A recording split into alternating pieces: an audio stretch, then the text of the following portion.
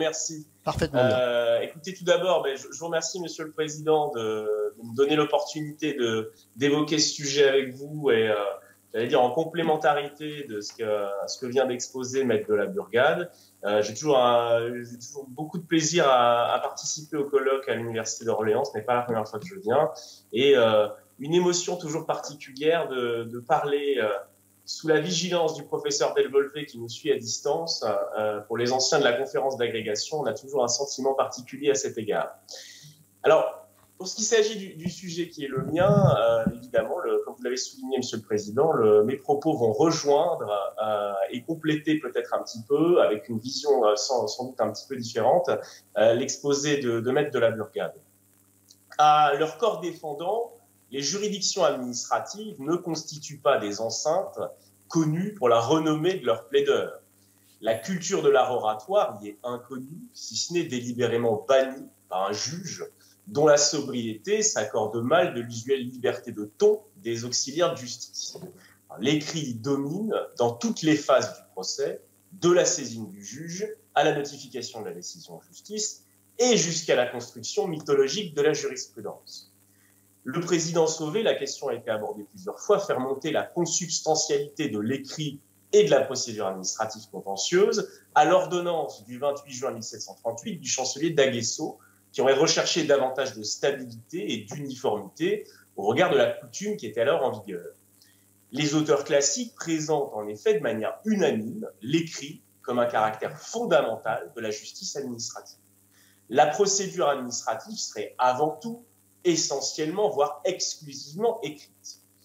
Le président Laferrière décrit pourtant déjà, dans son traité de 1887, la mise en œuvre par le Conseil d'État des procédés d'instruction imprégnés d'oralité, avec les enquêtes et les visites sur les lieux. Et ce, dès la monarchie de Juillet. On trouve déjà des arrêts en 1831 et en 1833. Les auteurs s'accordent néanmoins sur le caractère subsidiaire, exceptionnel, si ce n'est négligeable, de l'oralité dans l'instruction. On l'a évoqué à l'instant, le professeur Chaput évoque ainsi un lien étroit et naturel entre la qualité de juridiction administrative et le caractère écrit de la procédure. Pourtant, l'oralité aurait récemment repris du terrain. Le président Stern expliquait hier que les mesures orales étaient tombées en désuétude, mais avaient repris leur place depuis 2001, et notamment sous l'influence de l'oralité introduite dans la procédure de référé. Et en ce sens, dans les mélanges d'Abdoul, le président Lasserre décrit un renouveau de l'enquête depuis 2001. Alors, l'analyse de la jurisprudence, qui est confortée par mon expérience personnelle et quotidienne du contentieux en qualité d'avocat à la Cour, me conduira à relativiser cette assertion. Alors, faute de disponibilité encore à ce jour pour le grand public des jugements rendus par les tribunaux administratifs, la recherche que j'ai effectuée n'a pu se concentrer que sur les décisions du Conseil d'État et des cours administratives d'appel sur les 20 dernières années, afin de vérifier la matérialité de ce renouveau de l'oralité. Alors, j'ai néanmoins pu constater que l'oralité est en réalité réduite à peau de chagrin dans l'instruction. En pratique, l'utilisation par le juge administratif de mesures orales d'instruction reste anecdotique, si ce n'est chimérique. Elle n'est liée qu'à des circonstances contingentes tenant à l'intérêt particulier de la formation de jugement pour un dossier, aux forts enjeux économiques ou sociaux, ou encore à la technicité spécifique d'une affaire. Le juge restant essentiellement un homme ou une femme de dossier, il montre une réticence notable à mettre en œuvre les pouvoirs qu'il détient afin de mettre à jour la vérité judiciaire, préférant trop souvent tenir pour acquis les assertions parfois fort péremptoires de l'administration défenderesse. Il aurait pourtant beaucoup à gagner en prenant le temps de faire droit aux demandes en ce sens des justiciables, lui permettant, à mon sens, de renverser son déficit d'image. Ce qui me permettra donc de vous proposer une analyse en deux temps, très originale, en étudiant tout d'abord la chimère de l'oralité dans l'instruction, et ensuite les vertus de l'oralité dans l'instruction. Alors tout d'abord, la chimère de l'oralité dans l'instruction, deux éléments conduisent à tempérer la place qu'occuperait l'oralité dans l'instruction conduite par le juge administratif. le très faible nombre d'occurrences de mise en œuvre de tels outils dans la jurisprudence administrative d'une part, et la formalisation de ces mesures d'instruction dans un écrit d'autre part. À titre d'exemple, ayant exercé près de 5 ans en qualité de collaborateur d'un avocat au Conseil d'État et 10 ans en celle d'avocat à la Cour, j'ai personnellement conclu et plaidé des centaines de dossiers. Je n'ai pourtant à ce jour pas une seule fois été confronté à une mesure orale d'instruction. Alors, on relève également que la plupart de ces mesures conduisent le juge à capturer ou à anoblir les paroles dans un écrit qui prend la forme d'un procès verbal, rendant ainsi fort provisoire le caractère oral de l'instruction. Alors, passons donc en revue ces mesures. En premier lieu, s'agissant des visites ou transports de la formation de jugement sur les lieux. Elles consistent pour les juges à se rendre physiquement sur le terrain d'emprise de la contestation litigieuse, à entendre les parties et toute personne qu'ils souhaitent, à procéder à des constatations et vérifications qui sont rappelées dans un procès verbal, qu'ils devront dresser eux-mêmes et qui sera rendu contradictoire. Le Code ne prévoit pas de formalisme particulier à l'égard de ce procès verbal, qui n'a pas obligatoirement à rendre compte des constatations et vérifications effectuées, ni même des arguments échangés par les parties durant la visite. En pratique, les visites sur site sont extrêmement rares. On n'en dénombre qu'une vingtaine ces 20 dernières années, évoquées dans la jurisprudence du Conseil d'État et des cours administratifs d'appel, et qui ne concernent presque exclusivement des transports décidés par les tribunaux administratifs. Les juges du fond n'acceptent de quitter leurs tribunaux que pour constater eux-mêmes la situation exacte des lieux en matière d'incidence de la délivrance d'autorisation d'urbanisme, de délimitation d'une zone d'aménagement concerté ou de classement de terrain par un plan local d'urbanisme. On relève également l'appréciation sur place des conséquences matérielles pour les habitations avoisinantes, du déplacement d'une aire de stockage de camions, voire encore l'atteinte à l'environnement qui résulte de l'exploitation d'une mine.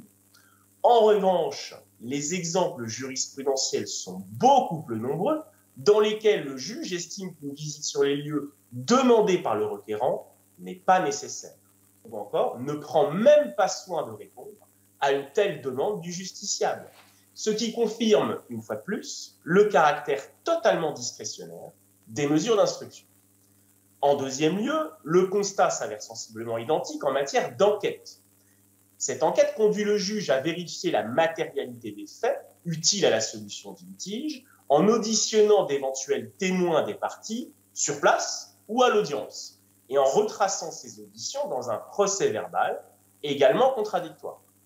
De la même manière, la doctrine souligne la rareté, si ce n'est le caractère exceptionnel, des mesures d'enquête. Alors, en effet, depuis l'utilisation de ce procédé en 2001 aux fins de compréhension des modes de calcul utilisés par un établissement public de santé, l'enquête n'a été qu'épisodiquement, moins d'une fois par an, mise en œuvre par le Conseil d'État. On note des enquêtes réalisées dans des affaires aux enjeux économiques et ou sociaux importants et où la technicité requiert des explications orales.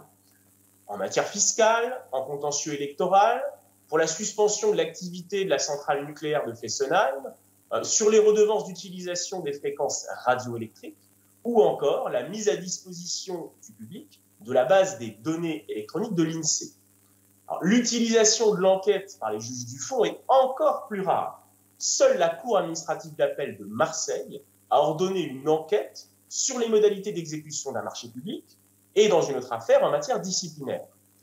On peut également relever une enquête menée par un tribunal administratif en matière de responsabilité médicale ou encore sur la teneur exacte du contenu d'un débat tenu en séance d'un conseil municipal qui avait voté une participation financière ou encore sur le niveau de maîtrise de la langue française d'un candidat à la naturalisation. Mais le plus souvent, et de la même manière, le juge administratif estime qu'une enquête à la barre n'est pas nécessaire ou ne prend même pas soin de répondre lorsqu'elle lui est demandée.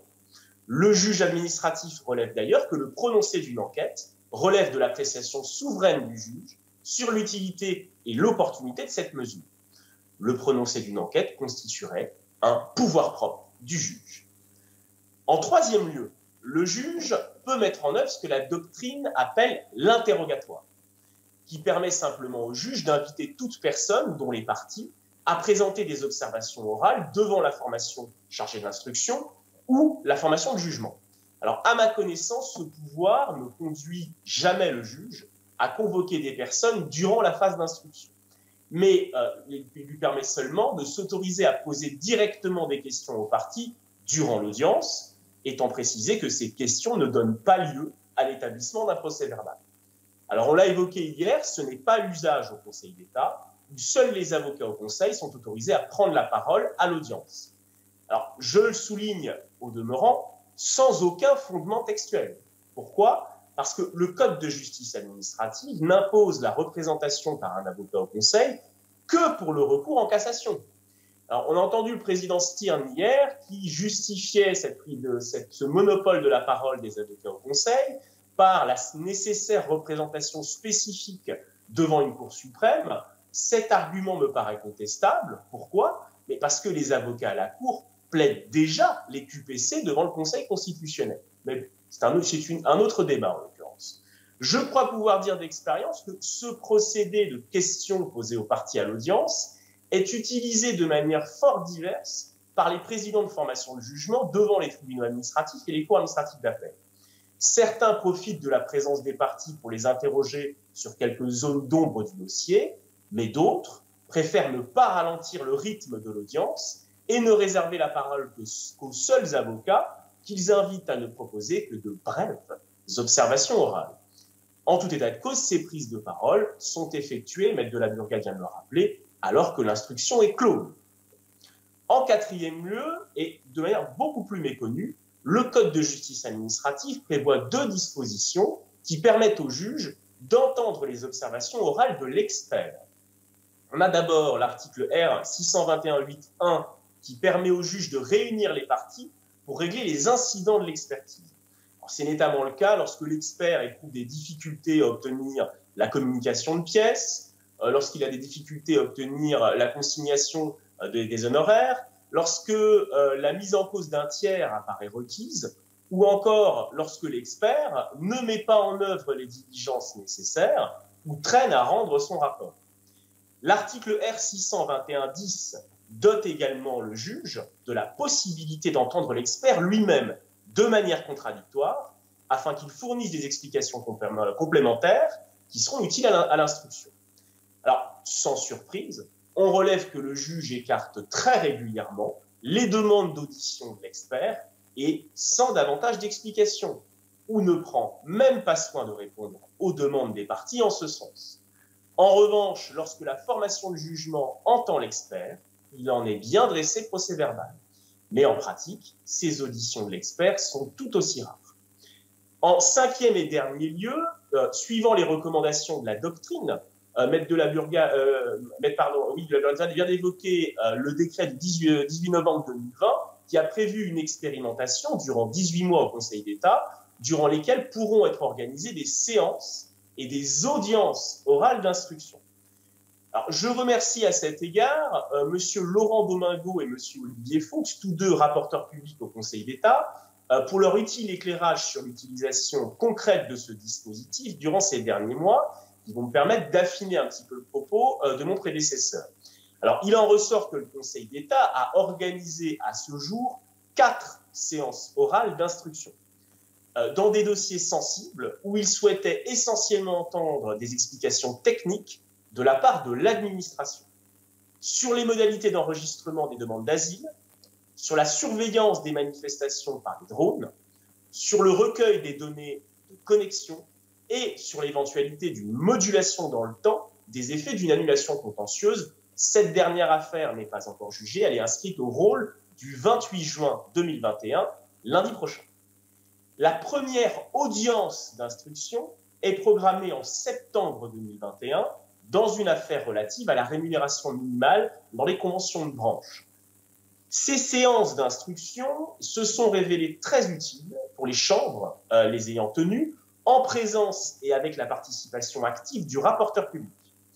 Elles ont duré plusieurs heures, au cours desquelles les services administratifs ont été questionnés par les membres du Conseil d'État sur divers aspects techniques et matériels des dossiers. Les requérants se sont en pratique limités à assister aux échanges et n'ont pas eu à répondre à des questions. Ces séances ont présenté l'avantage de la souplesse et de la rapidité dans des contentieux où des mesures d'instruction écrites auraient été particulièrement délicates et complexes à mettre en œuvre. Par rapport à la séance d'instruction, l'audience d'instruction présentera pour avantage de permettre à 2 chambres des réunies de participer à l'instruction orale. Alors évidemment, la question ne se posera pas si le dispositif est élargi au tribunal administratif, puisque c'est extrêmement rare qu'on ait des chambres réunies devant les juridictions du fond. Alors cette audience d'instruction, elle risque de priver de fait le rapporteur public de la possibilité de poser des questions, mais tout simplement en raison de la présence potentielle de public. Mais l'expérience, a priori, devrait être concluante et pourrait se généraliser. J'en viens à mon second point, qui sera plus court, et tenant aux vertus de l'oralité dans l'instruction. Alors, nombreux sont les auteurs à louer la procédure écrite qui prémunirait le juge des surprises et arguments de la dernière heure, qui constituerait la condition matérielle du respect du contradictoire et qui serait même un gage de qualité du débat contentieux. L'écrit serait encore justifié au regard de la technicité du contentieux administratif, l'office du juge y étant davantage de dire le droit que de trancher le litige. Si l'oralité paraît à ce jour constituer le parent pauvre de l'instruction, elle présente toutefois des vertus non négligeables. Alors, j'ai déjà eu l'occasion, notamment dans un article paru à la RFDA au début de l'année, de souligner que dans le tunnel que constitue l'instruction, le justiciable n'est que peu de choses. Et il est fort peu pris en considération par le juge administratif qui conserve précieusement la maîtrise du temps et du contenu de l'instruction. Et on l'a vu, ne daigne que rarement, ne serait-ce que répondre aux demandes des parties quand on prononçait d'une mesure d'instruction. Alors, j'ai pu en ce sens proposer une adaptation de ces méthodes consistant en une obligation de simple motivation de son refus de mettre en œuvre une mesure d'instruction demandée par une partie. Le juge pourrait au demeurant utiliser davantage les pouvoirs dont il dispose déjà pour s'assurer de la matérialité des données du litige, eu égard à la neutralité des procédés oraux d'instruction qui ne révèlent aucun parti pris du juge.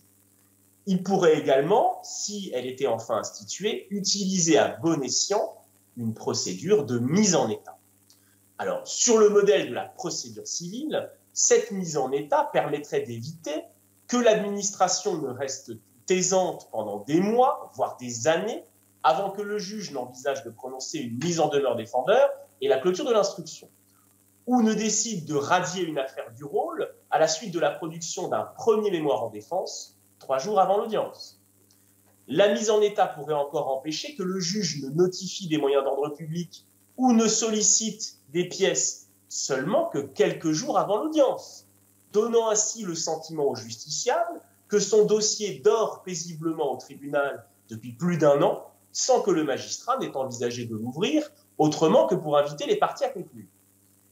La mise en état paraît ainsi de plus en plus nécessaire afin d'éloigner l'idée que le juge administratif ne serait qu'un défenseur des intérêts de l'administration et non pas un protecteur des droits de l'administré. Elle serait gage de transparence et d'une meilleure administration de la justice en conférant aux requérants une part active dans la détermination de la vérité judiciaire. Le président qui est verré évoquait hier le besoin de limiter le sentiment d'une justice impersonnelle. Alors, aucune raison n'impose que cette mise en état de l'instruction soit nécessairement écrite. Bien au contraire, à l'occasion d'une séance orale d'instruction, le justiciable serait amené à découvrir son juge sans attendre l'audience. Et à cet égard, je dois dire que les juges administratifs n'ont souvent pas conscience que la première confrontation du justiciable avec la justice administrative s'opère en pratique à l'audience. Le requérant découvre alors un juge austère, ne portant aucun avis de justice, se contentant d'écouter un rapporteur public conclure au rejet de sa requête, pour ensuite inviter son avocat à ne pas prendre le temps d'exposer son argumentaire, eu égard au déroulement antérieur de l'instruction écrite et au nombre important des affaires inscrites au rôle de l'audience. Alors, la confiance du justiciable dans la juridiction administrative pour défendre ses droits contre l'administration en ressort profondément affectée. Le président Olson évoquait hier l'importance de l'oralité dans les contentieux émotionnels. L'un des intérêts d'une séance d'instruction orale à laquelle les parties seraient conviées en amont de l'audience de jugement serait évidemment de restaurer l'image d'un juge administratif dont l'office étant de préserver la légalité que de protéger les droits fondamentaux des individus. Le justiciable verrait alors que le juge s'est plongé dans son dossier afin de préparer cette séance d'instruction et les questions qu'il posera aux parties. Alors, en d'autres termes, l'oralité rapprocherait le justiciable de son juge en toute transparence, en donnant une meilleure visibilité au travail juridictionnel et en permettant la seule chose que le requérant attend véritablement d'un juge, qui lui donne la parole et l'écoute.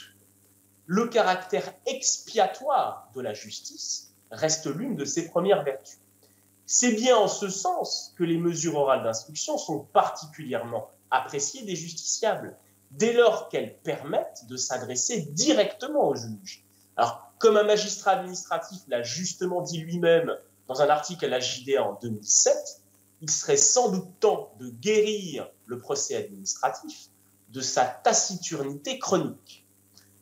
Contrairement aux idées reçues, l'oralité permettrait non seulement d'éclairer la compréhension du juge sur les zones d'ombre de l'affaire, mais également d'attirer l'attention des parties sur les points essentiels qu'elles auraient pu négliger, tant en demande qu'en défense.